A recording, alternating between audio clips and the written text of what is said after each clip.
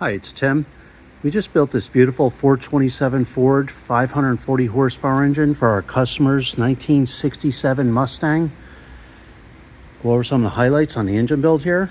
We started with a brand new dart block, 4-bolt main block, has all forged steel internals, double roller timing chain in there, roller lifter camshaft, brand new timing cover, new balancer, high flow fuel pump, all the heavy duty Russell fuel lines, inline gas filter all set up, oil pressure extension on there for easy oil pressure switch access there. We have all the brass freeze plugs installed. Engine block is painted black. We have the proper front sump oil pan for the 1967 Mustang. AFR aluminum cylinder heads, American made. We have the Taylor ignition wires, made in USA. All the wire markers are on there. Roller rocker arms fully adjusted and set. It's real nice 427 Cobra valve covers. The black breather.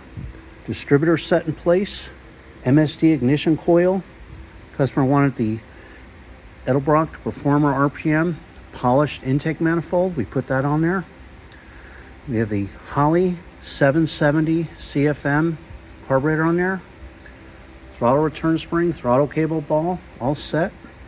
We put the air cleaner spacer on there. Customer's using his own air cleaner, so we got the proper spacer on there for his air cleaner.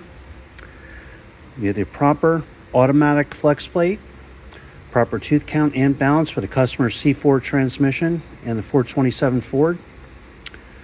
We have the manifold vacuum fittings installed for any vacuum hookups, chrome fuel line, electric choke wire, PCV valve, heavy duty Russell PCV line on there. We have a 140 amp one wire hookup alternator right here, heavy duty 8-rib serpentine belt.